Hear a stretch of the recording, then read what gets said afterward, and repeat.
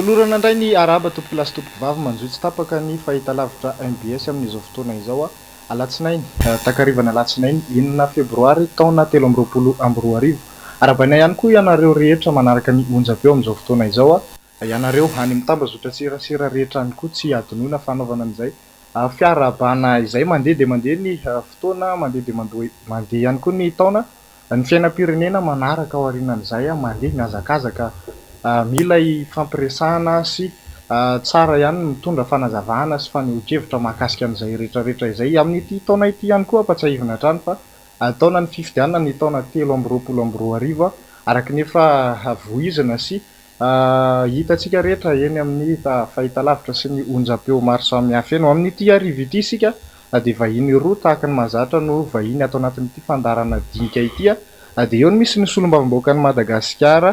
sady mpandrindra nasionalin'ny tsara tafina ao anatin'ny mpikarakarany etsika lera ihany koa ramatoa Joasy Eleonora izay no vahintsika voalohany akasitrana izy tonga atao anatin'izao plateau-ny dinika izao. Ia, dia arabaina ihany koa moa izany ianao mpanolotra ianareo eto anivon'ny MBS indrindrandrindra moa izany ireo mpanara-baovao manaraka n'ity fandaharana ity tsy adino ianareo avy eo amin'ny otrikafo sy izay rehetrarehetra liam-baovao mikasika ny raharaham-pirenena miarabantsika rehetra miaraba manokana zany ataoko tia mpiandohana ny mpilalao mibarea izay tonga somatsara eto an-tanindrazana rehefa avy niatrika ny shanina ary nivoaka amboninahitra nitondra ny laharana 7 mendrika tokoa ary tena niompom-po tamin'izy ireo isika vahoaka malagasy iray manontolo tenako anatin'izany dia engany eka mbola avita tsaratsara kokoa fa efa tsara dia tsara ankasitrahana vitanareo sotra tompoko. Ankasitrahana indrindranao ramatoa solombavambahoaka araka ny fahaizaina tsidika izay dia ny sekretera jeneraly ny atokotroka afany koa iaraka amintsika atao anatin'izao fandarina izao amin'ity ariva ity Andriamatoa Eliarabe vahiny ankasitrahana tompoko nanaiky ny vahiny indray atao anatin'ny fandarana. Ia, miaraba anareo eto amin'ny MBS télé sy radio miaraba ihany koa Andriamatoa solombavambahoaka izay hitafatafa makasika ny raharaham-pirenena eto ny farany fa tsy bitika dia miaraba ny mpiray-tanindrazana rehetra ny anaovana kompatanana manokana isika any amin'ny faritra atsimon'ny Madagasikara indrindrandrindra ao amin'ny distrika ny Toliara faharoa izay ny avian'ny tena moa satria misy ady ao le ady tiako resahana moa zany fatatsika fa resabe makasika ny orinasa base Toliara mitady ny fomba rehetrarehetra ny mpitondra fanjakana amin'izao fotoana izao ampandehanana n'izy eo izy indray zany amin'izao fotoana izao dia le ady resahako io izay mahafiloa-lefitry ny fikambanana FIMA indray moa zay na hoe fikambanany masikoro rivolahy dia mijoro amin'ny fanoherana ny tsy tokony hitrandrahana sy hanajanonana aloha ny fitandrahana bazy fitandrahana fasimainty ataon'ny orinasa base Toliara any Atsimo. Arak'izay ny resahana reto vahintsika reto izay dia tena maro ny zavatra sy ny lafin-javatra tokony ho resahana atao anatin'ny fandaharana fa hanombohantsika anazy aloha dia tia fahasahiranam-bahoaka izay iainana isam-batan'olona iainana isa-tokantrano ity manahoana io zao ny lalana zany aloha zao ny tena nampikolay an'rehetra amin'ity ny fandalovan'ny rivotoza ity manahoana ny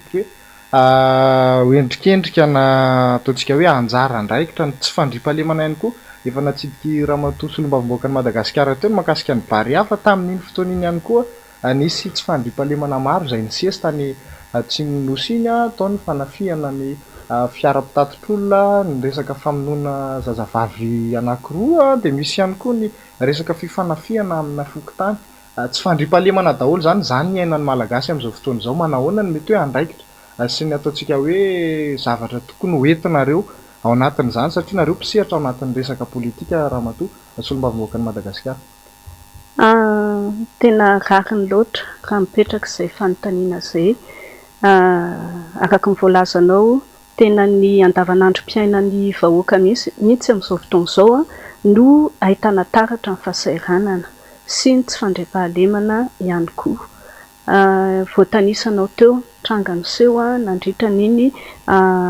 andro fialatsasatry ny weekend lasa iny nisy tokoa ny fanapifehana taxi brosy tamin'ny lalam-pirenena 7 ka tsy diso nisy ny ady mavaivay ihany koa tao amin'ny tao Ambovombe ka tsy diso nafatesana olona maromaro misy raha teo moa zany ny ataoko hoe famonoana zazavavy kely de kely tena mahontsa ary akoatran'izay misy ny setrasetra maro samihafa efa tsy mahay miaina ve ny malagasy sa efa tsy misy tsony ny firaharahiana ny lalàna velona sa ve ny fasairanana nefa mampivadika ny lohan'ny vahoaka malagasy ataoko angamba fa ao anatiny daholo zay rehetrarehetra zay ka tiako apetraka zany tena manana andraikitra tokoa ny tena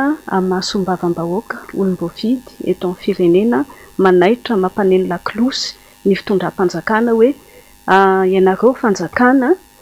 misy fandraisana andraikitra matotra tokony ataonareo ary indrindrandrindra miandry fahombiazana amin'ny paikady sy ny ataoko hoe fepetra raisina eo anatrehana zay rehetrarehetra zay fa ny mitanisa moa azo atao ihany fa mivahaolana ny tena tedavy ny vahoaka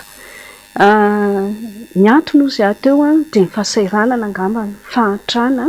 dia lasa mandeha amin'ny tsy tokony alehany manao ny tsy tokony ataony satria mihevitra hoe any ny ahitana ny arena any ny tombontsoa zay ho hita amin'ny tsy ao am-pelantanany tena fa eo am-pelantanany hafa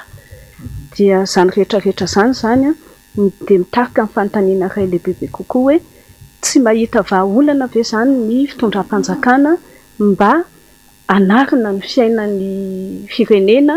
anarina ny toe-karem-pirenena zay ny tena fanontaniana mipetraka ao ambadiky io tsy fandriam-pahalemana io ao ambadiky io fahasairanana mangaikaika io tsika moa zany eto aloha dia mbola miresaka n'le hoe fahasairanana materialy fa ny malagasy amin'izao efa tena atao hoe very fanambola velona mihitsy hoe makaizitsika zao ary efa samy miomana hoe misy fanovana tokony hoentina eto amin'ity firenena ity satria ny fitondrana ankehitriny dia efa hita hoe tapidala-kale angambany atao daholo ny filazana hoe misy ady any velany atao daholo ny filazana hoe nisy ny valana retina nefa nyzany rehetrarehetra zany dia hiaina ny eran'izao tontolo izao maninona ny firenena hafa mahita vahaolana maninona ny firenena hafa tsy mihitsoka ohatrantsika eto Madagasikara eto ianao rehefa mitondra raharaham-pirenena dia tokony vonona inona na inona tranga miseho ary tenako manokana moa zany dia efa matetika rehefa mandray fitenenana eny anivo ny anteny miera milaza foana hoe misy tsy fahombiazana misy vahaolana famoronana asa tsisy eto amintsika lazaina zao fa anorina orinasa iray isaky ny distrika zay moa no velirano napetraka asa nafiry ny distrika namoronana orinasa tao anatin'izay 4 taona mahery kely zay nitondrany ny mpitondra ankehitriny zay tariny moa ny filoham-pirenena Andry Nirina Rajoelina firy ny asa noforonina tao anatin'izany fotoana zany ka everina fa tokony hanala fahasairanana ny vahoaka malagasy indrindra ireo tanora eo ihany koa ny fotodrafitrasa famokarana lalana angambany anisan'ny voalohany amin'izany vao nisy fotsiny ny seho ny tranga rivo-doza rivo mahery tamin'ity fiandohan'ny taona ity dia efa ireny ny zava-mitranga tsika nefa mahalala eto Madagasikara fa matety fiseho matety mpiavy aty amintsika io zavatra io ary efa tokony ho manana zany zavatra zany ka hoe simba ny lalam-pirenena ifamezivezeny malagasy tsy efa tokony nisy ve vahaolana zay neny nahatonga ny fitondrana tany aloha nametraka ny fond d'entretien routier no resahana ao anatin'izay dia misy vola atokana ahafahana miatrika ny fikojakojana fa tsy hoe fanikafana lalam-baovao akory zavatra hafa indray nefa nanova antsika ankehitriny dia nanova tsy mahay dia tsy azona ampiasaina ny vola amin'izany fond d'entretien routier izany ary mangony fotsiny hoe tena aiza ilay vola amin'izao fotoana izao satria nisy io vola io ary vola miompampana nefa n'izao tsika ao anatin'ny fahasahiranana fa ahoana izany ilay fanapahan-kevitra ahoana ilay politika apetraka eto amin'ny firenena ka mahatonga antsika amin'izao fotoana izao izay todiana rehetrarehetra tsy misy izay tsy mampivarahontsana fandriam-pahalemana misy ny fanovana teo amin'ny lafin'ny fandriam-pahalemana ary neverina tokoa hoe mety ahitam-pahombiazana nefa n'izao ny alatromy moa dia tsy mbola foana amintsika amin'ny teny izao ny asan-jiolahy maika mitombo ny ataoko hoe fifanandrinana izao eo amintsika samy malagasy efa miaodiaody ihany koa ohatra ny voalaza teo hoe nisy tany atsiny dia inona ny vahaolana ao anatin'izay izay izany dia tena hoe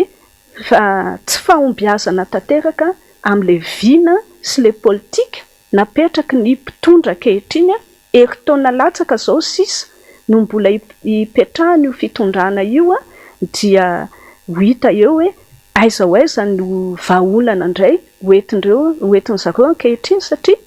ny vahoaka tompoko izay soloina tena dia tena efa kely sisa angambany dia hoe hiditra ny fahakiviana tanteraka fa dia nahoana loatra vahoaka malagasy izay vahoaka mamokatra izay vahoaka be finiavana izay vahoaka tena ataoko hoe be herim-po fa le fandrindrana le fiainam-pirenena no tsy mipetraka raha ny tokony izy lalàna vao hitsakitsaka androm-panjakana tsy mipetraka amin'ny tsy apetraka amin'ny tokony hipetrahany fa ampidirana politika daholo dia lasa makany amin'ny tsy tokony alehany lahara-pahamehana tokony apetraka tsy arak'izay tokony ho izy tsy le olana tena ilana vahaolana no jerevana fa zavatra ataoko hoe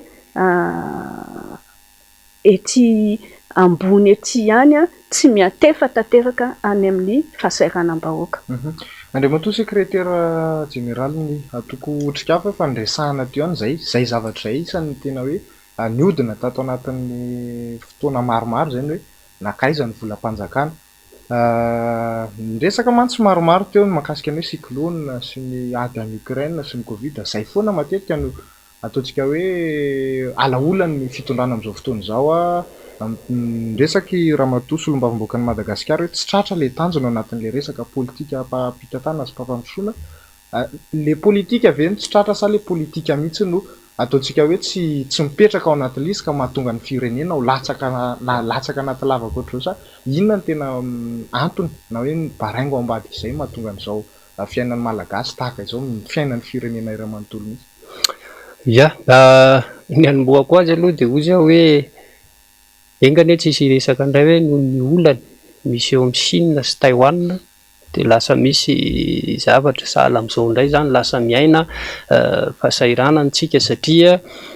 lizany ny zavatra manahirana dia izao ny olona anankiray aloha raha ny fiheverana azy matoa hitondra fanjakana dia efa mazava tsara hoe misy ireo ilay planina isan-karazany heverina hitondrana ny firenena. Reny moa zany le ampanantenaina any amin'ny fampilezan-kevitra mazana zany fa ny zavatra misy rehefa avy eo ohatran'izao iainantsika izao tsy mifanaraka amin'ny zavatra lazaina ny zavatra atao dia mazava ho azy koa le zavatra iainan'ny firenena rehefa avy eo lasa manahirana.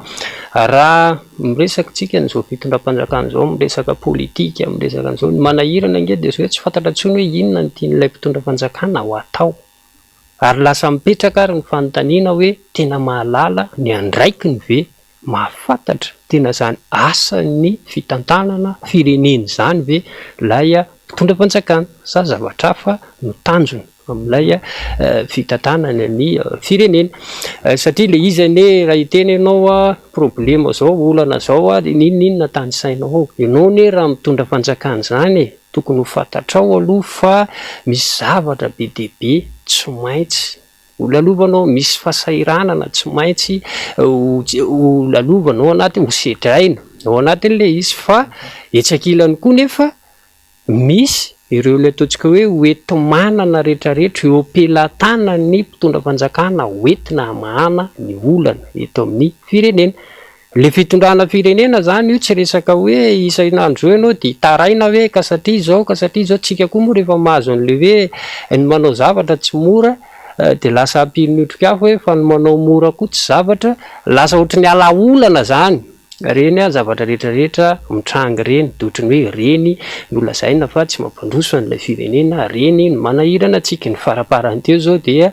sahirana ihany ianao mijery an'ilay filoha hoe izahay mpanao politika ny tena mampahantra n'ity firenena ity, dia ohatran'ny manontany tena ianao inona tokoa moa zany. Lasa eo am-pandriana zany mijery an'ilay izy dia manontany tena hoe fa inona moa zahako no andraikitro eto amin'ity firenena ity. Za ve ilay filohan'ny repoblika mamily an'ilay firenena sa za ny premier ministre sa za ny fahefana-panatanteraka tiako tenenina dia zao ianao filohan'ny repoblika no tompona andraikitra voalohany amin'ny zavatra misy eto amin'ny firenena. Tsy azonao ahilika amin'izy io. Raha ho teneninao hoe tompona andraikitra ny otrikafo ohatra na tompona andraikitra ny sehatry ny mpanohatra hafa, inona ary no andraikitra eo anatin'le izy. Teo zao tsika miresaka hoe be dia be no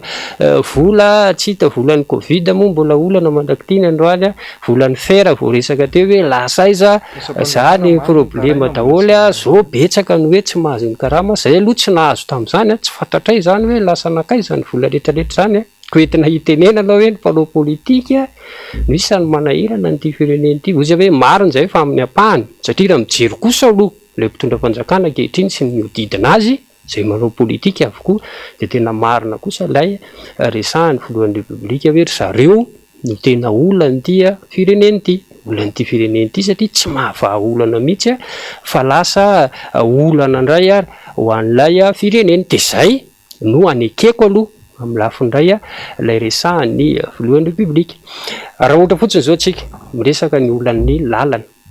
raha ny tena marina, raha olona tena hamany olana fi tsy tokony hipetraka ny olana resaka lalana zany eto amintsika. Misy vahaolana zany ankoatran'ny voaresaka teo hoe ny volan'ny fer toy fa maninona ary ny ampatoriana fotsiny ny harem-pirenena ohatran'ny Bemolanga sy tsy mororo reny. Ny olona mihazakazaka eto Madagasikara satria noho ny vokatry ny fananantsika nyreny renireny mihazakazaka samy te handrobe daholo, fa isika tsy ankilany amin'ny alalan'ny mpitondra fanjakana ohatrany tsy heverina ho vahaolana mihitsy ireo ilay arentsika ireo. Raha ny fahafantarana azy ny manao lalana 1 kilometatra zao eo amin'ny milliard d'ariary eo. Zany rehefa natao nefa nikajy inona ary manakana antsika tsy hampiasa ny Bemolanga ohatra izay fantatra hoe misy goudron petrapotsiny ao izany io ankoatran'ny tsy mororo hoe petrole sy ny essence sy ny karazany menaka mavesatra io. Zay zany no zay hoe raha tena teanao ilay mpitondra fanjakana misy vahaolana io hoe fa ny manahirana n'ilay mpitondra fanjakana business izy sy ny miodidina azy dia lasa manahira ilay nge mieritreritra zany hoe tsy hita ny volan'ny Sena, lasa tsy mandray karama ny mpiasa fanjakana, lasa sahirana mifandraisa karama mitaitaina isam-bolana, izay hoe fa ina lasa iza daholo ary. Zany vokatry ny covid ve zany vokatry ny ady any Taiwan, probleman'ny Taiwan Chine ve zany izay hoe ilay mpitondra fanjakana mihitsy no tsy manana drafitra mazava tsara hoentina hitantanana n'ilay firenena. Voalaza farany teo zao dia hoe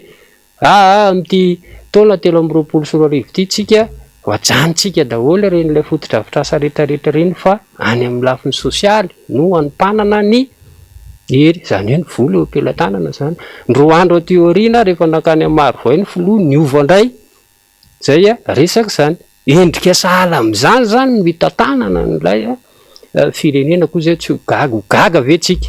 raha ohatra manjaka ny tsy fandriam-pahalemana. Satria rehefa mijery ianao ny ministry ny fiarovam-pirenena miresaka dia ny hoe zay dia vonona hiaro ary mijoro hiaro amin'izao ilay fitondrana misy zao. Toy izay hoe tsy gaga zany tsika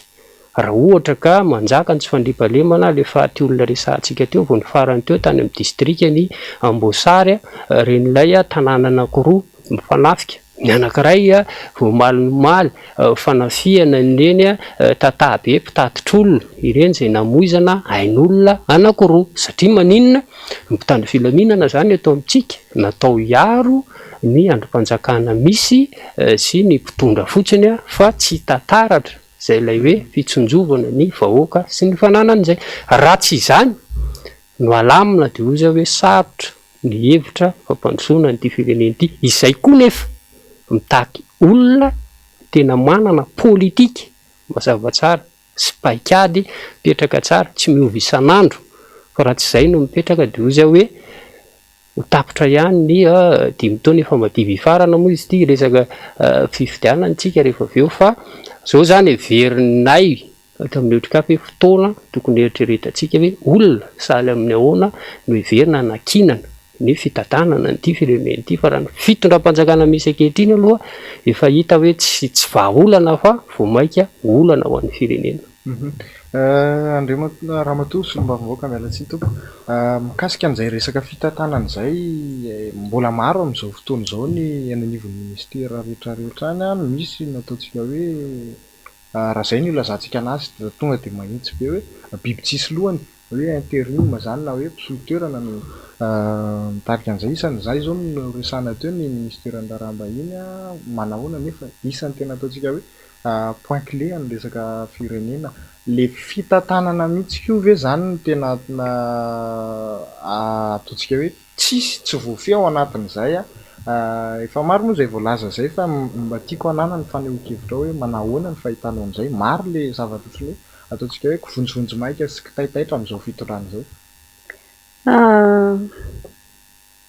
Raha ny tenako manokana aloha dia tena mahita hoe tsy lalipaka ary tsy tena voahevitra ny fomba hitondrana an'ilay firenena fa ohatrany hoe fanapahan-kevitra tampoka zavatra tsy noalalinina akory nefany ny zavatra azoko lazaina raha ny tokony ho izy dia misy ny ataontsika hoe politika-panjakana amin'ny teny frantsay politique publique ny tenako raha teo moa filohan'ny Vomera fanombanana an'izany politika-panjakana zany ao anivony antenimieram-pirenena. Ny atao hoe politika-panjakana raha bangoiko teny faran'izay tsotra dia hoe rehefa misy olana izay miantefa amin'ny maro anisa miantefa amin'ny fiainam-pirenena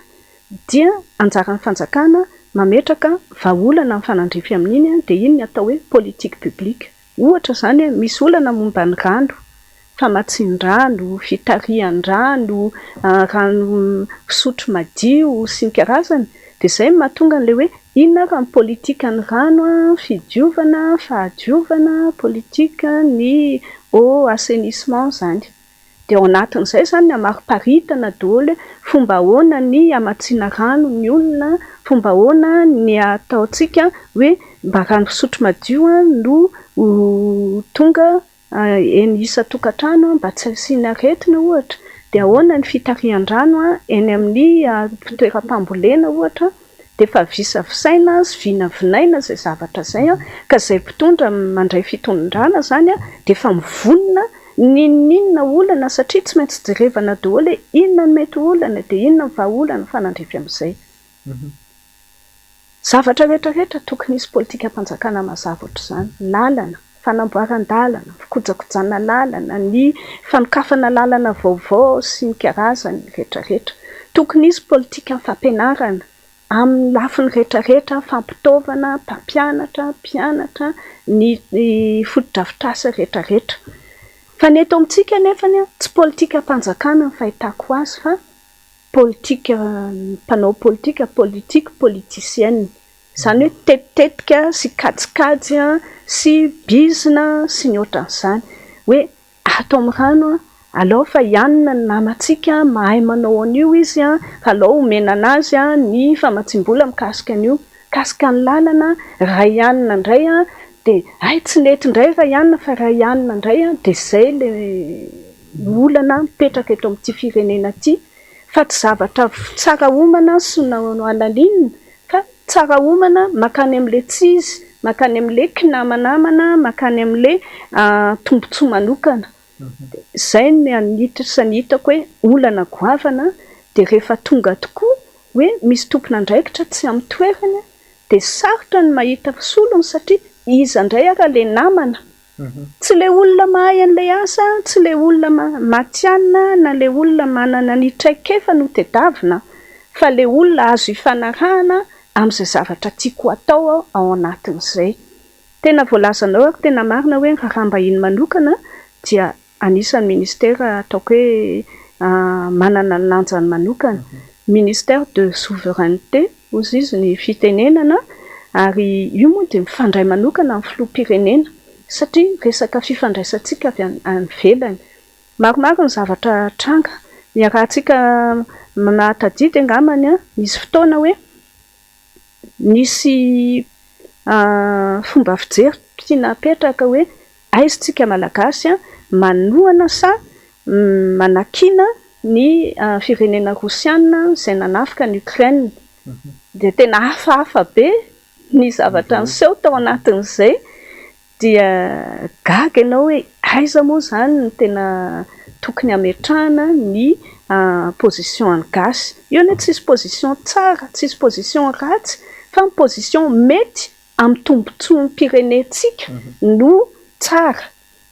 Fa izy io tsy dia resaka hoe mahafinaritra na ohatr'izany, tsy any, fa hoe inona ny fanandrify amin'ny politikantsika eto anivon'ny firenena. Dia mety tsy mipetraka izay dia nyrosona katy dia nyemitra dia nyrosona kary dia gaga ny eran'izao tontolo izao hoe faiza moa izany nareo malagasy ity, dia mitondra amin'izao fahabangan-toerana eo anivon'ny ministera ny raharaham-bahiny dia eo moa tsika hiara-mahita hoe iza no apetraka amin'ny andraikitra rapitso na amin'izay fotoana heveriny zareo fa mahamety azy. Fa ny zavatra hita izany dia ny fanendrena olona amin'ny andraikitra amin'izao fotoana izao dia mampametra-panontaniana. Vao tamin'ny herinandro lasa izao no nanao fianiana ny gouverneur ny banky foibe eto Madagasikara, maro ny resaka nandeha. Ny tenako manokana tsy afaka ilaza hoe marina sa tsy marina satria tsy mpanao famotorana ary tsy mahalala ny antsipiriany momba an'izy iny. Kanefa ny kosa fomba fitentsika malagasy hoe vitsy mikitra ny rery, dia olona ohatr'izany ve ny tokony apetraka amin'ny andraikitra saropady salamin'io sanatria tsy hoe mitsara azy na inona, fa amin'ilay fanaovana politika, satria ny resaka fanaovana politika tsika teo dia anisan'ny zavatra tandremana sarana amin'ny anak'Andriamaso ny tranga ohatr'ireny ary fomba fanao maneran-tany tsy mampaninona ny miova hevitra, tsy mampaninona ny manolo. Betsaka ny malagasy manam-pahaizana, betsaka ny malagasy ampitraikefa, fa mety misy ihany koa namany tsy te hiasa miaraka amin'ilay mpitondra noho ny antony maro samihafa, mety tsara toerana izy dia tsy te hiova, tsy fantatritsika izay, fa za mino fa misy ny olona mendrika sy tokony apetraka amin'ny andraikitra maro samihafa ary tsy hampisy resaka, tsy hananana hoe tsikera, fa dia tena olona petraka amin'ny fanompoana ny firenena tokony manana isika eto Madagasikara. Tiako tsindriana anankiray koa verina kely amin'ilay hoe politika mpanjakana sy ny politika politisienne. Isika izao eto Madagasikara amin'izao fasairanana mangitsokitsoka izao dia voalaza teo moa manao vahaolana ka hamehana. Ekeko ary fomba fanao izany hoe rehefa tonga ilay tranga dia misy fanampiana tokony atao. Ny tenako efa nitanandraikitra tamin'izany ministera mponina izany dia tsy maintsy kosa hoe eo no eo dia tokony apetraka ny ataoko hoe famonjena traboina vonjimaika. Fa aorianan'izay kosa tokony isy lamina petraka tsara amin'ny fiahiana ara-tsosialy malagasy izay maro amintsika moa izany ny olona sahirana ary tokony hanana an'izay fiahiana ara-tsosialy izay isika. Raha vakitsika nefa amin'ny politika fiahiana ara-tsosialy misy amin'izao fotoana izao tenako manokana dia mahita hoe mbola tsy ampy raha ny fahantrany malagasy izay 1.7 mahery no mahantra. Ka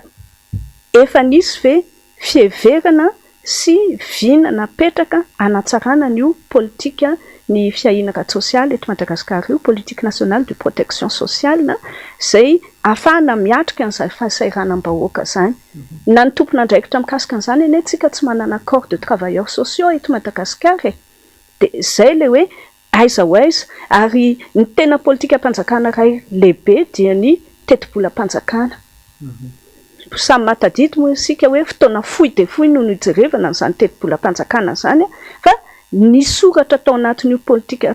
teti-bolam-panjakana io mazava ny teti-bola ampy amin'izany fiainana sosialy zany, izany hoe efa nihevitrevitra mikasika an'izany ve ny fitondram-panjakana, ary efa vonona ny andray andraikitra mikasika an'izany raha misy sanatria ny seho izay mianjady any amin'ny vahoaka, fa tsy hoe eo izay vao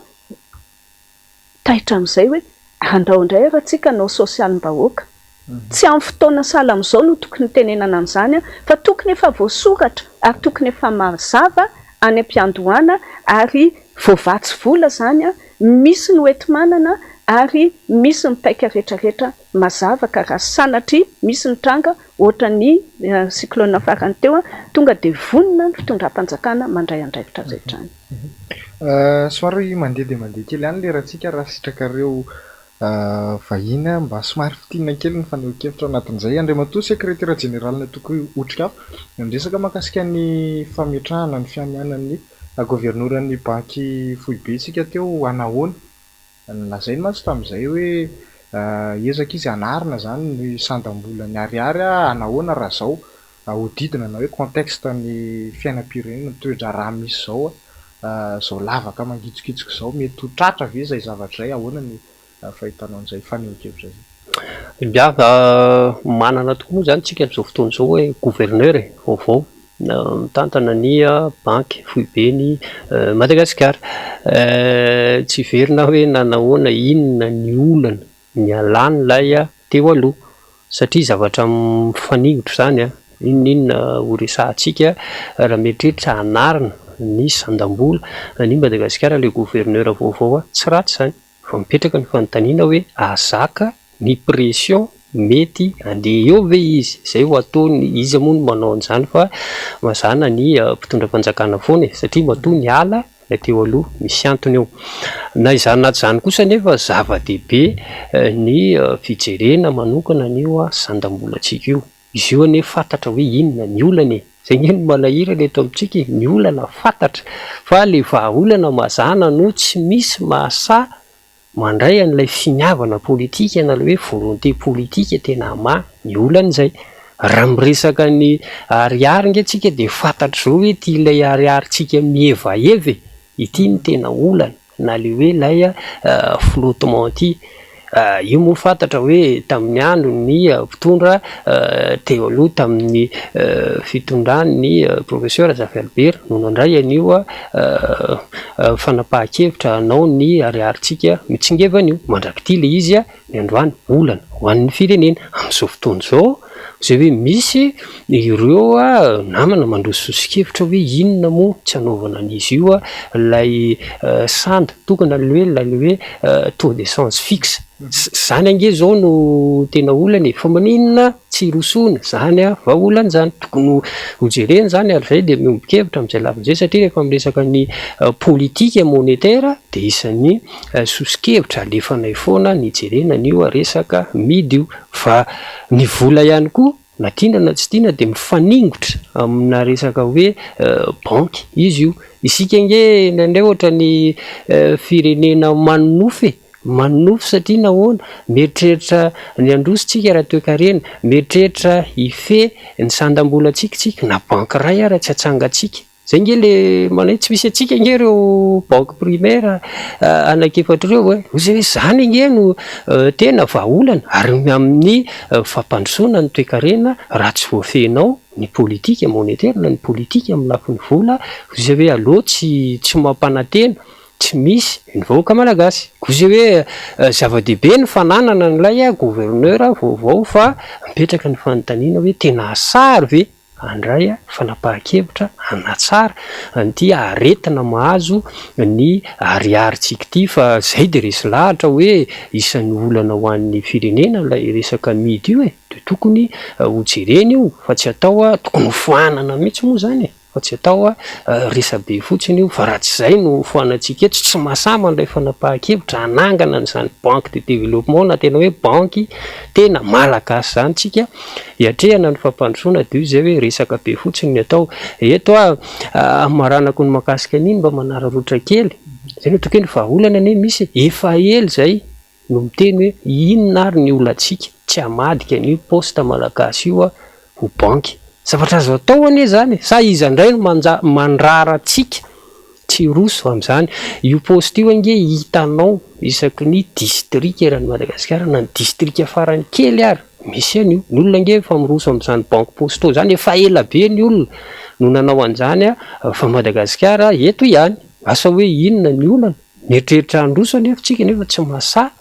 mandray fanapahan-kevitra sahala am'izany fa ren'ilay orinasa-panjakana any tavely reny lasa ohatra ny atao fangalam-bola fotsiny ho an'ny mpitondra fanjakana ny fandimby fantatritsika tsara zany olana zany ny atrehany caisse d'épargne tamin'ny fotoan'androny fantatra nde zany hoe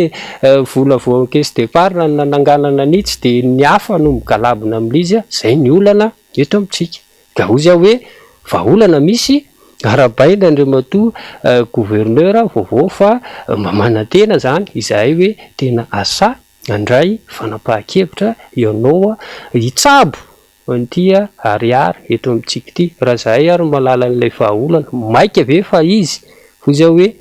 zay le finiavana politika andray an'ilay fanapahan-kevitra hirosona amin'ny tsaratsara kokoa hijerena an'ity sandam-bolantsika ity zay zao no nandrasana amin'ny gouverneur vaovao ny 9 janoary raha tsy diso no hitsangana ny vondrona lera manahoana hijanona amin'izay fitsikirana fotsiny ny fitondrana misy zay ve sa inona tokoa tena zavatra hoe voizin'ilay atao hoe lera na hoe vovonana leo rajoelona natsanganareo isan'ny ao anatin'izay mikarakaraan'izay vovonan'izay nao ramatoa solombavamboakany Madagasikara vovonana lera nitsangana tokoa zany hoe niseho vahoaka tamin'ny 9 ny volana janoary ny antony mpisiny izy io dia ny fahatsapana fa tsy mety intsony ary tsy azo ekena intsony ny fitondrana ny raharaham-pirenena maro ny voalaza antsika teo mikasika ny fahasairanana mikasika ny sandam-bola mbola manginy fotsiny ny tsy fanajana ny lalàna sy ny ndraikitry ny androm-panjakana eto amin'ny firenena hitatsika reny tranga efa nisy ny motion de censure teny anivo ny antenimera reny hitatsika fanendrena zao gouverneuran'ny banque foibe raha mijery ny voafaritry ny lalàna makasika an'izany dia tsy mifanandrify amin'ny tokony ho izy raha laza ny farany akaika ny tranga misy ankoatran'izay moa reny fanapahan-kevitra voalazan'ny filoham-pirenena reny hoe ajanona ny fotodrafitrasa fa ny sosialy indray no atao tsy fanajana ny teti-bolam-panjakana zany sy ny maro hafa mbola azo tanisaina maro ny antoko politika anisany moa ny antoko tsara-tafina zay ny tenako no mpandrindra nasionaly toko vaovao izy io dia hitondra tolotra politika vaovao ka anisan'izany misy ny efa mpisehatra politika efa diso fantatry ny vahoaka loatra Zokobe honorable député Voninahitsy misy ny honorable député Fidèle Kazakapera Anitra Kazafimanantsoa misy olon-tsotra maro misy firaisamonim-pirenena maro misy syndicat maro ao anatin'izany hetsika lera izany samy nahatsapa hoe mila mihetsika satria isika malagasy ihany no afaka anova sy afaka anarina ny tsy mety ary afaka naitra ihany koa kasika an'izany zay no nivondronana samy ny fanatona samy ny fampiantso hoe ahoantsika aisitsika ahoana ny firenena manana andraikitra eo anatrehan'izay leo rajoelona ve ozy ianao mety zay tokoa angambany ny fandraisan'ny vahoaka azy fa nenay aloha dia hoe fotoanan'izao etsehana satria voalazanao teny am-piandohana hoe tao-pifidianana ty taona 2024 ty. Mila mivonona amin'izay isika, mila mampatsiaro tena ny tsirairay, mila mampatsiaro tena ny mpitondra satria ho avy ny anaovana safidy ahafahantsika manova zavatra eto amin'ny firenena. Mbola ekentsika ve, mbola mety amintsika ve ny fanitsakitsahana ny lalam-panorenana amin'ny fomba maro, mbola ekentsika ve ny fanitsakitsahana ny lalàna maro hafa ihany. Fitsinjaram-pahefana no tenena eto amin'ity firenena ty, hitsakitsahana ihany koa ny lalàna mikasika an'izany satria ny lehibe ny faritra tokony olom-boafidy nefa ny olom-boatendry ao anatin'ny 4 taona zany dia tsy nisy fotoana mihitsy nafahana ny hevitra an'izany satria nisy olana saly amin'ny ahoana dia tsy afaka ny roso amin'ny ara-dalàna eo amin'ny fitantanana ara-pirenena. Betsaka zany zavatra tsy mandeha amin'ny ara-dalàna. Ny ataoko hoe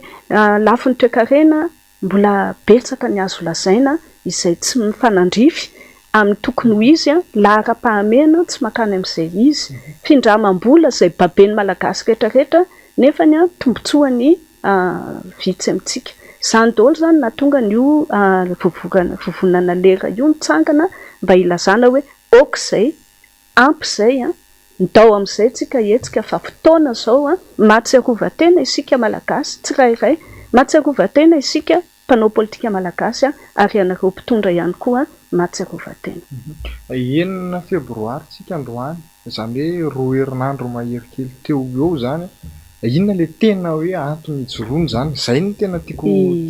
somary manjavozavo amin'ny rehetra ihany koa moa zany le mahakasika an'ilay lera ao anatin'izay. Araka ny voalaza, misy ny ahiahy hoe tena isy ve ty fifidianana ity satria raha ny teti-bolam-panjakana ny jerevantsika izay voafaritra ao mikasika ny fifidianana tsy ho ampy, tsy izahay tsy ny tenako, tsy ny mpisehatra ao anivon'ny lera no miteny an'izany fa ny any anivon'ny seni no milaza hoe tsy ampy io teti-bolam-panjakana io. Izany hoe le fanjakana naminaviana sy mahafantatra hoe tokony isy fifidianana zany dia tsy nametraka famatsim-bola ampy anaovana ny fifidianana zany ka sanatria ve rapitso ilaza hoe tsy afaka hifidy sika satria tsy ampy ny vola. Eo anatin'izany ihany koa ny betsaka ny fifidianana tokony iseho amin'ity taona ity, eo ihany koa ny ben'ny tanàna tsy misy na dia ariary anankiray ary voasoratra mikasika ny fifidianana ben'ny tanàna. Tena namanana finiavana ve ny mpitondra eto amintsika, ny filoham-pirenena, ny gouvernemanta sy ny tompon'andraikitra maro samihafa mahafantatra hoe tokony isy zany ka nampaneny lakolosy izahay hoe zahay dia tsy anaika fa rehefa tonga ny fotoana tokony fifidianana dia tokony ho tanterahana izany fifidianana izany. Ary ao anatin'ny fanatanterahana izany fifidianana izany misy ny tsy fetezana, misy ny lesoka maro samihafa satria ny lalam-pifidianana, ny code électoral dia misy zavatra fanovana hoentina hanatsarana satria eo anatrehany fanitsakitsahana maro samihafa ireo lalàna fototra, lalàna fehizoro sy ny maro dia mipetraka ny ahiahy sy havanana hoe tena manara-dalàna ve isika satria misy rafitra, misy andrim-panjakana mitsofoka amin'ny tsy tokony ho andraikiny. Sao dia hiditra ihany koa amin'ny raharaham-pifidianana amin'ny fotoan'androny ka misy fanovana tokony atao ahafahany mpanao politika misehatra tanteraka andray andraikitra sy anara-maso ny fanomanana n'io fifidianana io ka anatiny manomana an'izay izahay amin'izao fotoan'izao satria tsy vitany hoe tsy mety fa isy tolo-kevitra, isy tolo-dalàna zany hoentinay avy aty anivon'ny lera anovana hoe io lalam-pifidianana io. Isy tolo-dalàna mikasika ny famerana ny fampiasam-bola ao anatin'ny fifidianana, mikasika ny fanaraha-maso sy ny zavatra maro manomana an'izay izahay ary ho atao tsara homana dia tsy ho ela rehefa vonona dia ho hita atolotra amin'izay tokony hanolorana azy mba ahafahantsika manana fifidianana azo ekena tsy ampy-ahiahy ary indrindrandrindra azahoantsika valiny tsy tarika makany amin'ny fifanandrinana. Izay no arovanay tompoko. Andriamatoa sekretera jeneralina toko otrikafo ilay arabe vahiny ho anareo ve zany? Nareo mantsy isany tsita teny amin'ny toerana tamin'izany fotoana izany mbola tsy lera ve zany amin'izao fotoana izao ho anareo aloha atoko otrikafo? Ataoko angamba fa mitantara no manamarina an'izay fa raha nisy toko hoe antoko joro voalohany amin'ny fanoherana ny mpitondra fanjakana misy amin'izao fotoana izao mety isa ny otrikafo satria inona ny antony izay manana an'ilay fomba fijery mazava tsara hoe izay sarotiny amin'ny fiandrianam-pirenena sarotiny amin'ny tsy fiakinan-doha io moa ilay adikan'ny hafa hoe tsy te hifandray amin'iza s'iza izay tsy izay mihitsy ilay izy hoy izay hoe ny amerikanina izao miteny hoe l'Amérique d'abord ohatran'ny tsisy miteny hoe tsy tiany Européanina izy na tsy tiany Sinoa izy na tsy tiany Afrikanina izy fa rehefa isika rehefa ny otrikafo no miteny hoe tsy fiakinan-doha dia mahagaga fa isika samitsika ihany mandika il'izy hoe ireo tsy te hifandray amin'iza s'iza tsy izay mihitsy ilay izy ny tombotsoa ny firenena no mibaiko ilay foto-kevitra hijoroanay tsy hitanay taratra amin'izao mpitondra fanjakana izao nefa izany zavatra izany izay mijoroanay amin'ny fanoherana azy hoe marina tokoa hoe mety tsy izay any anatin'ireny plateforme isan-karazany ireny marina izany misy fomba fijery ihany koa na samy mpanohatra rozy hoe misy ady hevitra tokony ho atao ihany koa efa nangataka an'izany efa ela izay hoe milohan'ny rosoantsika milohan'ny tambarantsika amin'ny fanoherana n'izao mpitondra fanjakana izao ndao mba asiantsika fototra mazava tsara ilay fanoherana aminay izany ny aty amin'ny sehatra ny fanoherana tokony ho modely eo anatrehany voaka malagasy sy ho an'ilay mpitondra fanjakana mety ho tsara amin'ny lafiny iray ilay hoe samy tsitokotoko eo ilay sehatra ny fanoherana nefa mety ho lesoka ihany koa izay satria ilay mpitondra fanjakana koa nge mijery ohatrany hoe izay jereny dia tsisy atahorany ohatran'izay angamba ny fiheverany azy hoy izao hoe aza dimy koa fa misy manaraka ange ny raha-pirenena eto hoe misy vahoaka malagasy ange mitazana eto hoe izay zany le izy ka mitsangana ilay lera izay tsy tany izay aloha tsy nalala ny fitsanganany sady tsy ao anatiny ilay resahana atao solombavambahoaka teo koa hoe ilay natonina fisavanana tena tsy nalala izay raha tsy iny fanambarana tamin'ny 26 volana janoary raha tsy diso tsy sanatria akory hoe andeha fanometsiny amin'izay lafin'izay tsy izay le izy fa mba tsara ihany koa fantria misy fanontanianao teo to tsy hita teny nareo izay zany no isany antony to anatin'le izy na izany naty izany ary hoy izay hoe zava-dehibe koa nefa ny fitsanganana sehatra sahala amin'izany indrindrandrindra hoe nohatra n'izao ilay fitondram-panjakana ny tena marina moa izany le izy ny mpitondra fanjakana nge tonga dia mandray ho fahavalo foana ny olona tsy mitovy hevitra aminy izay nge ny olana eto fa ny tena marina raha mahay miaina ilay mpitondra fanjakana misy vahaolana be dehibe nge arosony le aty amin'ny sehatra ny fanoherany zay zany nohatra ny mahagaga efa hoe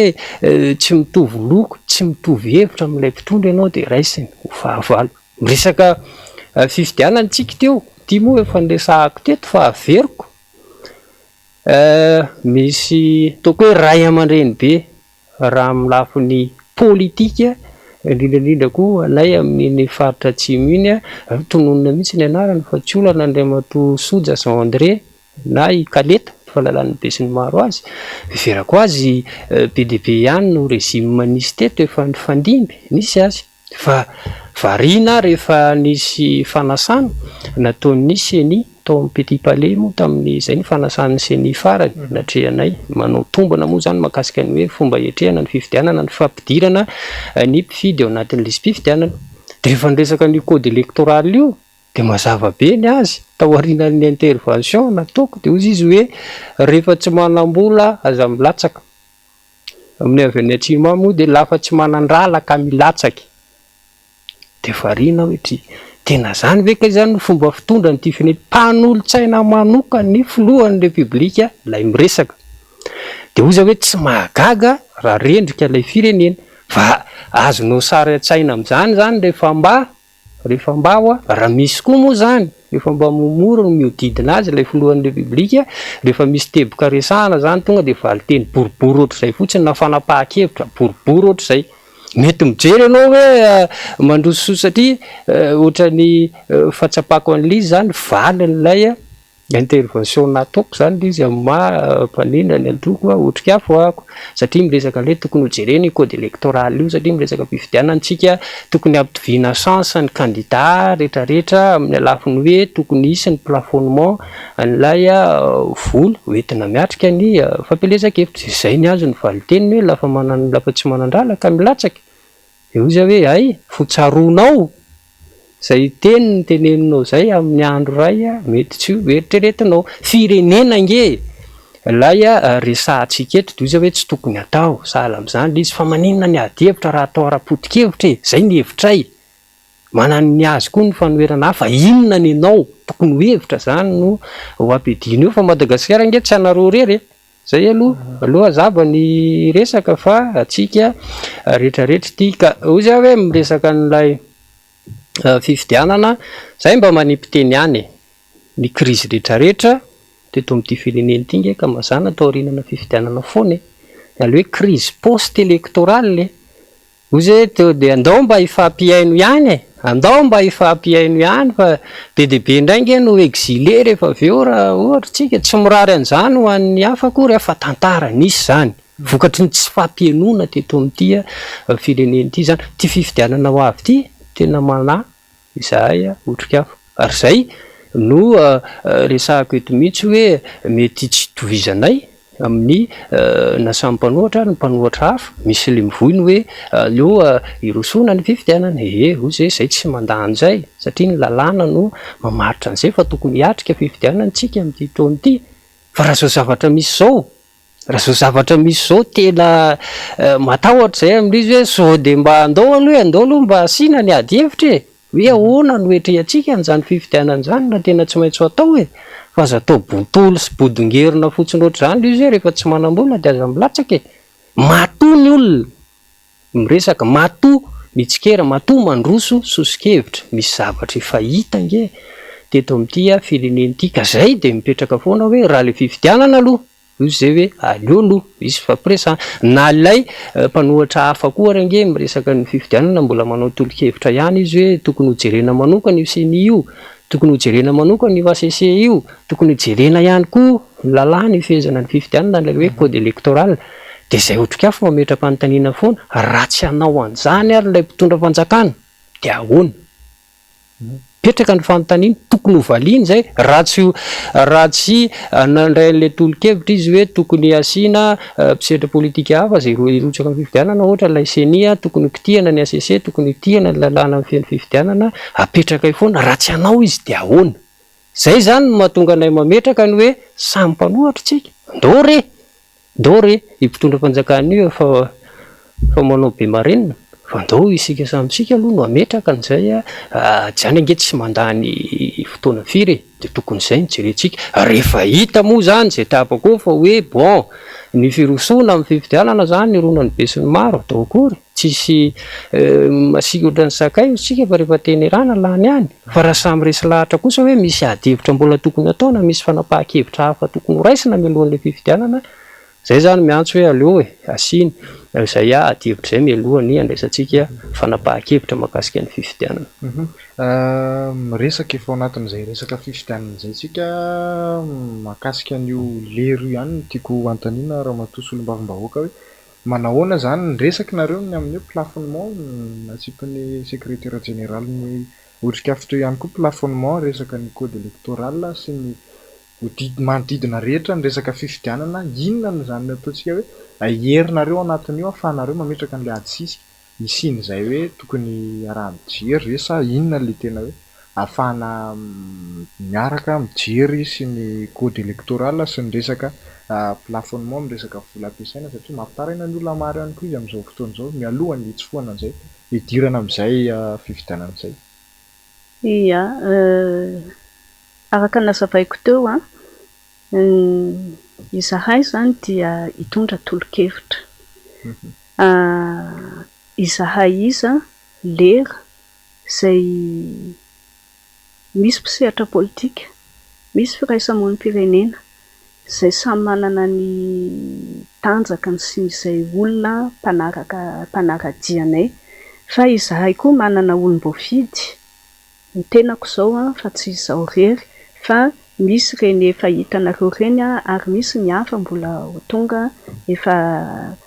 tamin'ireny fotoana ireny raha tadiditsika ny faha-enam-roapolo ny volana janoary iny tena tao anatin'ny andro ratsy tena ratsy ary maro ny namana tokony hiakatra nefa ny tsy tafiakatra fa voasaka ny ataoko hoe ny fahasimbany lalana sy ny fiakaran'ny rano fa betsaka izahay ankehitriny efa fonina amin'izany ary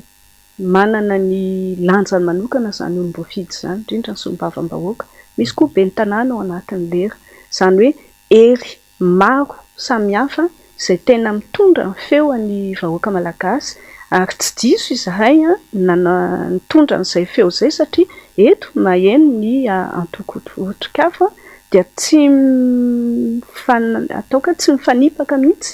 fa tena atao hoe mitovy fa tsy sahala angamany ny faneho-kevitra hoentiny sy nentina teo anivon'ny lera hoe ho avy ny aiatsy havanana raha ohatra ka tsy misy fanamboarana io ary izay mihitsy ny teneninay hoe mila misoroka crise post-électorale isika nohon'izay anton'izay aty aloha aty no efa apetraka izay vahaolana mikasika an'izay ka misy miaino ve ny anivon'ny fitondram-panjakana samy mihevitra hoe izy rery ny mahalala, samy mihevitra hoe ampelatana ny fahefana ka tsy azo itovirana ny fomba fijeriny nefa 7 tapitrisa ny vahoaka malagasy eo amin'ny atsasaka izay ngamany ny vahoaka mpifidy raha ny fahazahoako ny fanazavany seni hoe any amin'ny 13,500,000 no heverina hoe tokony ho isan'ny mpifidy maro amin'ireny mpifidy ireny no izahay reto no mitondra ny feony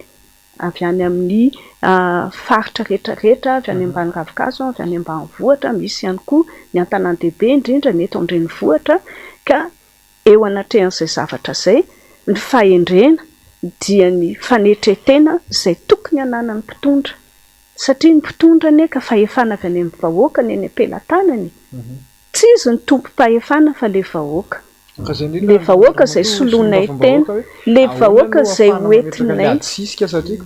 izay ny fanontaniana mipetraka foana hoe miaino ve ny fitondrana raha ny zava-misy aloha hatramin'izao miantso ny resaka hoe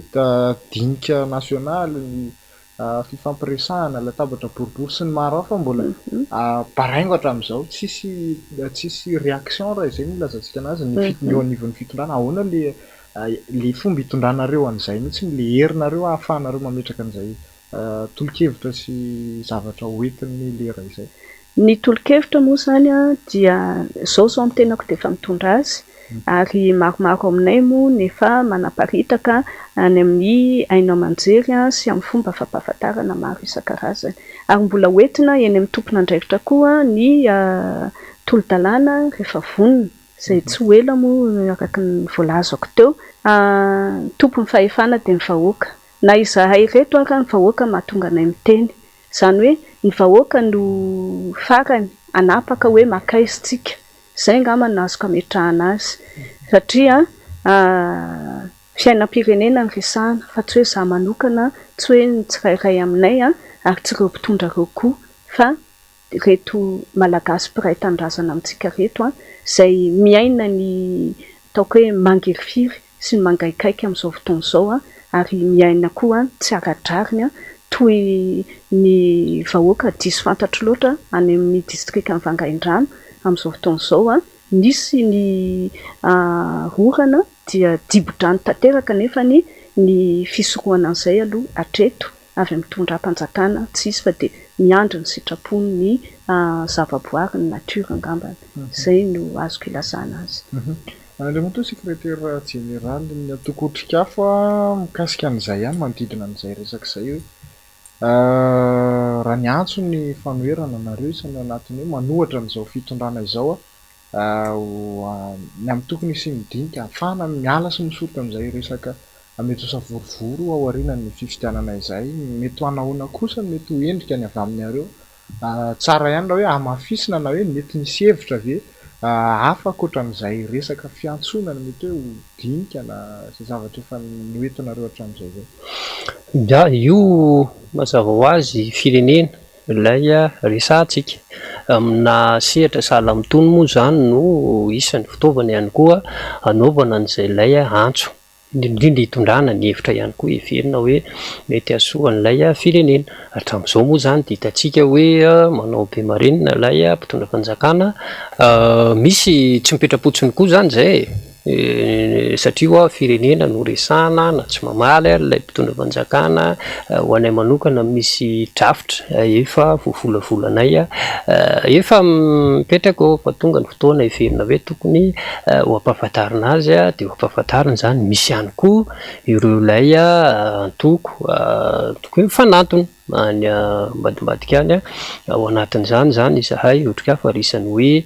topokevitra angamba raha zay ny azo ilazana azy amin'izay lay fifanantonana ho atao mba ho vahaolana ho an'ny firenena zay efa misy zay fa rehefa tonga ny fotoana verina hoe tsara sy mapety azy dia tsy maintsy ho ampahafantarina ny rehetrarehetra zay fa makasika an'io fifidianana io ihany mamela ianao tsy ho tsiniko raha eritreritra zavatra hafakely satria eto miverina amin'le hoe filoalefitry ny fima eto Madagasikara na hoe fikambana ny masokoro sampana Antananarivo ny tenako no filoalefitra ao anatin'izay misy adihevitra amin'izao fotoana izao satria manosika mafy lay mpitondra fanjakana sy ny ekipany hoe anokafana ny olay orinasa pastoliara io zay ao amin'ny district toliara faharoa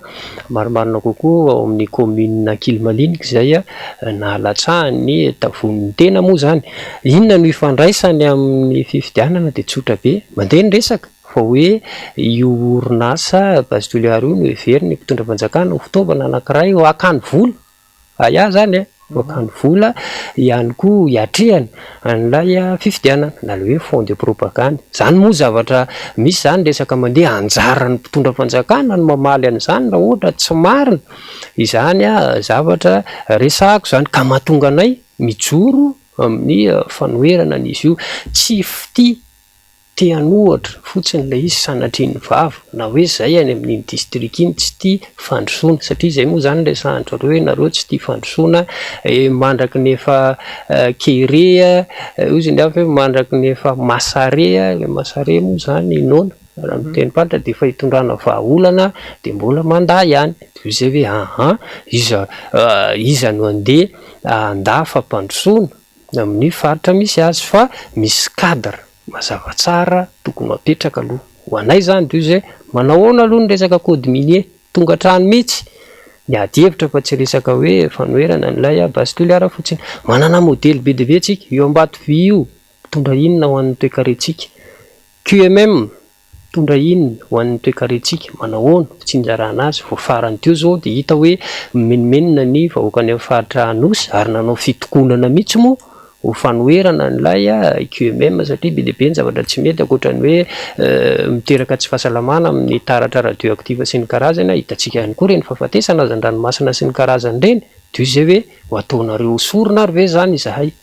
ho atao sorona ve na kobay ilay mpiray-tanindrazana sady iny fa malagasy ireo malagasy ohatratsika ihany koa hatramin'izao tsy mazava hoe manahoana ny redevance amin'ny resaka io raha ohatra ho atao lizy raha teo koa zany heverin'rareo tonga dia hoe ho lavahana manta fotsiny eo zany fa tsy misy infrastructure mitsangana mazava tsara ho fanaovana lizy zany be dia be zany ny antony lizy fa zay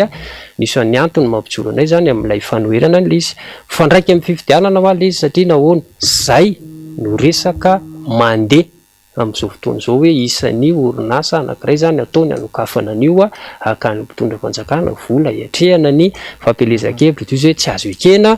ny zavatra sahala amin'izany satria harem-pirenena io harem-pirenena io ary izay foana ny manahirana eto amin'ity firenena ity toerana anankiray atongavana amina tanjona seza anankiray dia ny harem-pirenena ny voaka malagasy no atao sorona tsy mety izay ka ozy hoe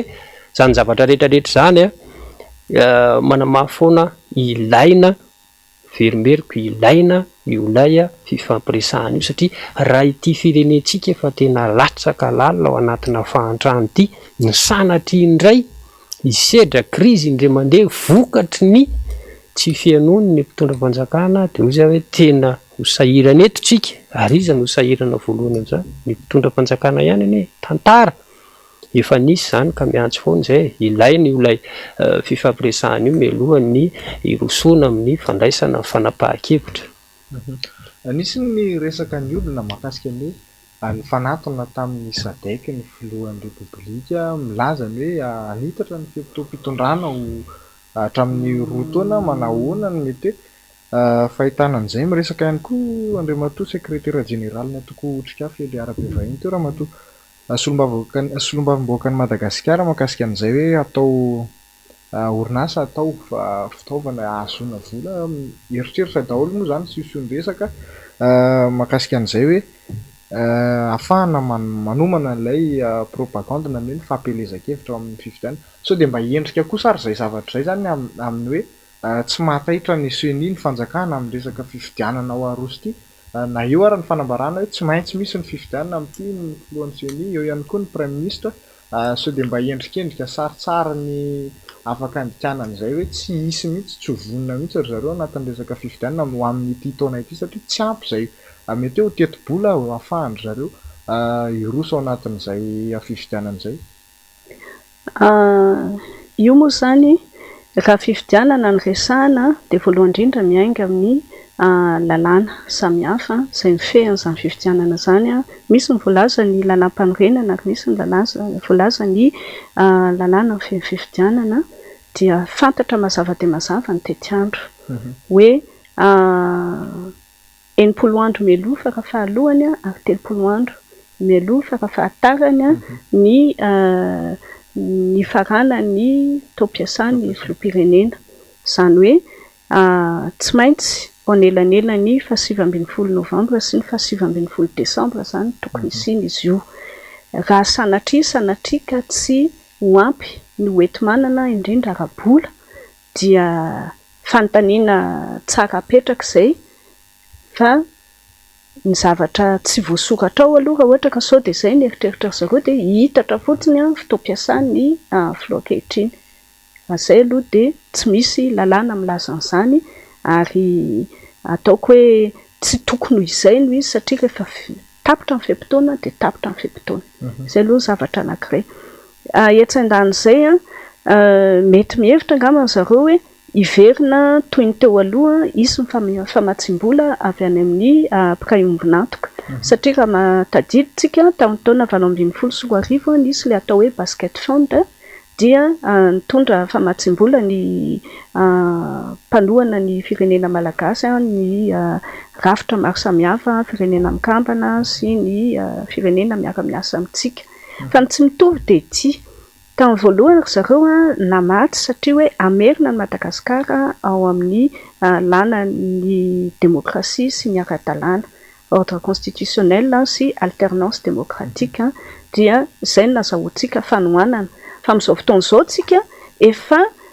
le démocratie mihitsy amin'izao fotoana izao no ohatran'ny mampametra-panontaniana hoe mbola mizotra makany ve tsika sa mizotra makany amin'ny fitondrana sanatrian'izany hoe jadona sa ahoana fa ohatra ny idiran'ilay mpitondra daholo ny sehatra rehetrarehetra ary ohatra mitady anjaka eto amintsika ny didiko fe lehibe raha ny fijery fitarafana fiainam-pirenena amin'ny ankapobeny ka eo zany hoe mbola parisika ihany ve ireo tondra famatsim-bola tamin'ny fotoan'androny izay efa mametraka fanakianana satria tamin'ny nisy ireny famatsim-bola ireny nisy ny atao hoe fehiteny taorinan'ireny fifidianana ireny dia nisy zavatra maro samihafa ny takiana tamintsika hoe mila fanovana ny lalàna fifidianana ny rafitra sy ny karazana misy fanatsarana maromaro netiny avy eo anivon'ny SADC sy ny vondrona afrikana sy ny firenena mikamba sy ny vondrona eoropeana ihany koa nefa rehefa jerevana ireny dia ireo olona ireo amin'izao fotoana izao no milaza mazava hoe tsy misy ny tanterahan'ny firenena malagasy mihitsy ny afatrafatra napetraka tamin'ireny fotoana ireny ka fitondram-panjakana mety mbola manantena hoe tsy maintsy tonga ny famatsim-bola dia mahatonga an'zareo angamba no milaza hoe fifidianana tsy maintsy isy fa raha ny tena mandinika sy mahafantatra ny fandehan-javatra dia tena mipetraka ilay fanontaniana sy ilay baraingo ary tompona andraikitra feno ny fitondram-panjakana hitondra nyity firenena ity mankany amin'ny hoaiza satria araka ny voalazako teo le teny hoentinay le afatra hoentinay avy any amin'ny vahoaka izay miteny hoe izay mila mifidy izay aneo ny safidinay indray satria tonga amin'ny fotoana lera araka ny voalaza ary eto moa izany manaraka ohatra ihany koa mamerina ny antso nataonay tamin'ireny hoe isika malagasy manontolo tsisy avakavaka. Olo-pirenena ianao, mpifidy ianao indrindrandrindra, vondron'olona, fikambanana, na mpanao politika na tsy mpanao politika, lera zao mila mihetsika tsika, mila mampahafantatra ny hevitra, ary izahay eo anivon'ny lera dia mandray an-tanandroa, satria tsy atao resaka politika izy ity fa resaka fanavotam-pirenena. Zay nenay no entinay ary tsy fanakorotanana fa ao anatin'ny lalam-panorenana mipetraka mazava tsara hoe malalaka ny fanehoan-kevitra eto Madagasikara. Ohatra ny lalam-panorenana namaritra ihany koa hoe azo atao zany fitsipaham-pitokisana gouvernemanta zany, ara-dalàna daholo zany zavatra zany, mifampiantso, mila mifampiaina, mila mifampidinika ary mila fanetretena eo anatrehan'ny toerana misy ny firenentsika amin'izao fotoana izao. Mamofofona ny resaka tetezanita andriamatoa ilay ara-pivahiny amin'izao fotoana izao, manahoana ny hoe mety ho fisehony na miendrika avy amin'ny fanoherana ao anatin'izay raha ho avy amin'izay, raha sanatria ho avy ho tonga amin'izay resaka hoe tetezanita izay tsika amin'izao. Ya, adihevitra mandeha tokoa zany e. Raha ho an'ny otrik'afo tsy sanatriavinay mihitsy. Zay zany le izy satria nahoana ho le zavatra misy iainan'ny firenena zao mety hiteraka zavatra tsy heverintsika akory. Ka io moa rehefa veriko foana hoe rehefa manao be marenina ilay mpitondra fanjakana, rehefa tsy mifampiaino tsika dia mety ho tonga amina zavatra sahala amin'izany ihany le izy. Io ne ilay tetezamita resahana io, za tsy miteny hoe vahaolana zay na tsy vahaolana, tsy mbola anytsika aloha, fa ho anay dia ny hoe zany anie tsy voatery ho ratsy e. Fa ilay fanaovantsika n'ilay raharaham-pirenena mihitsy no manahirana, raha ohatra moa misy fepetra kosa ilay izy ka tena mazava tsara hoe ametraka ny reto sy reto tsy resaka fifidianana fotsiny, fa zay hoe inona moa no maharatsy an'izany. Raha ohatra mazava tsara hoe misy mesura économique, mazava tsara raisina le izy, misy mesura sociale, mazava tsara raisina le izy. Ao tafiditra ao anatin'izany ihany koa no mampitabatabantsika mahakasika ny fifidianana sy ny karazan'io zavatra tokony misy fototra zany na socle heverina hoe tokony be dia be, tokony ho apetraka eto. Ijo zany teny teo hoe ny code minier sy ny PDB le code eto amintsika ireo mbola manahirana daholo. Zay ny ataoko hoe raha mizotra makany amin'izay le izy, inona rozy ihany tokony hanaovantsika an'izy hoe sanatria. Fa ozy hoe hapahana vahaolana ho an'ny firenena ihany koa zay. Fa raha ohatra kosa ho atao ohatran'nisy teo aloha hoe fizarahan-tseza fotsiny le izy dia izy hoe aleo tsy misy. Raha heverina hoe fakana vola hoentina miatrika ny fifidianana ho an'ny rehetra fotsiny le izy dia izy hoe mamono ny firenentsika. Raha ohatra ka zay mitondrana azy, fa raha misy fepetra mazava tsara kosa ao anatin'izay izy hoe tsy misy tokony ratsy an'izay. Fa tsika moa rehefa miresaka tetezamita nisy modely ratsy mipetraka teto, satria modely ratsy ho an'ny vahoaka malagasy ho an'izao tontolo izao ny rafitra tetezamita nisy teto amintsika. Ohatra miainantsika tamin'ny farany teo iny fa na izany na tsy izany koa ary nefa misy lesona azo raisina ihany koa ao anatin'le izy, na lesona tsara zay na lesona ratsy. Ohatra heverinay hoe tsara tamin'ireny na tsy tao anatiny ary zay, ary nanakina ny fiaraha-mitantana tamin'ireny fotoana dia ohatranay kengay zany tsika tsy maty ihany na tsy omen'ny olona vola ary. Izy hoe misy le famatsim-bola zany resahana eo, misy lafy marina fa hoe nisy aferan'izao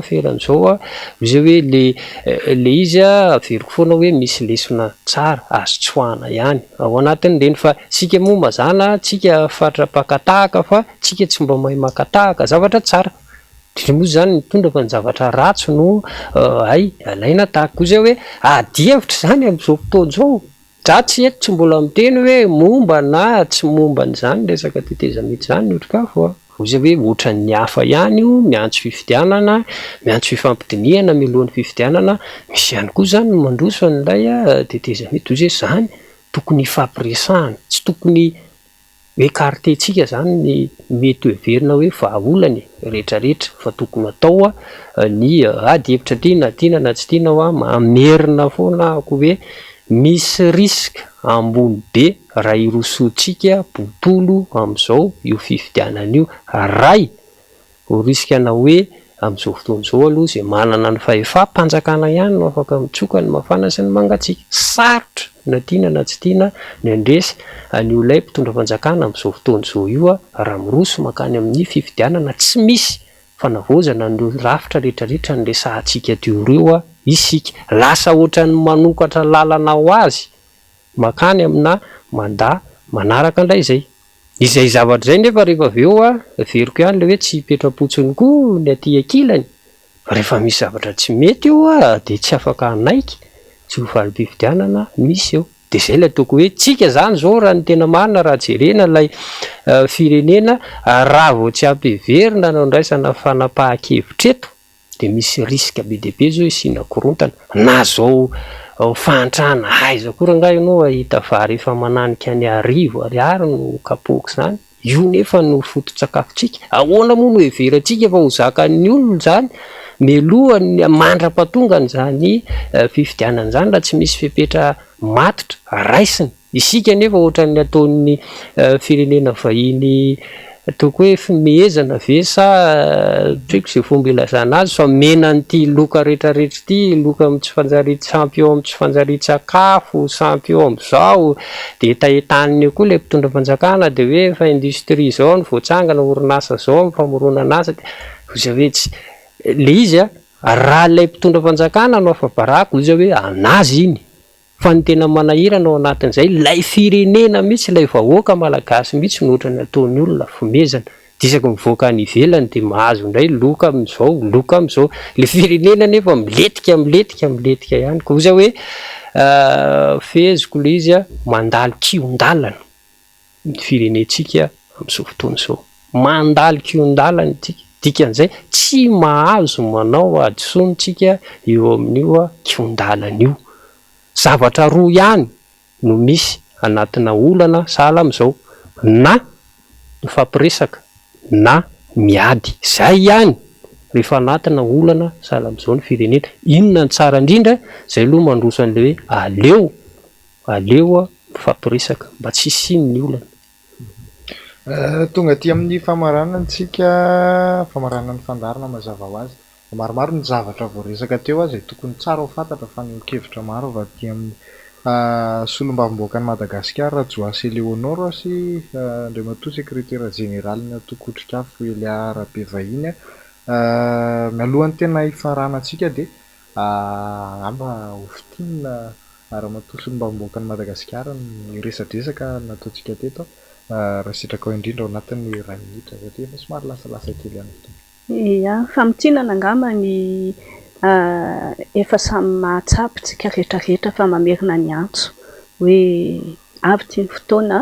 lera andraisana andraikitra zao fa tsy afaka hipetraka raviravitanana isika malagasy izahay sombavambahoaka olom-boafidy mpanao politika ianareo mpisehatra ny firaisamonim-pirenena ianareo vahoaka tsotra fikambanana maro samihafa ndao hiara isalahy anysitona lakilosy satria efa tsy azo ekena tsony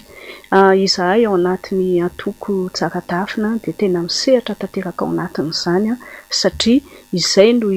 antom-pisinay sy hijoroanay tondra vahaolana ho anareo tantsaha ho anareo olon-tsotra ho anareo tsy anasa ho anareo tanora izay mbola miandrandra ny ho avy aiza ho aiza ny lalana tokony alehantsika aiza ho aiza no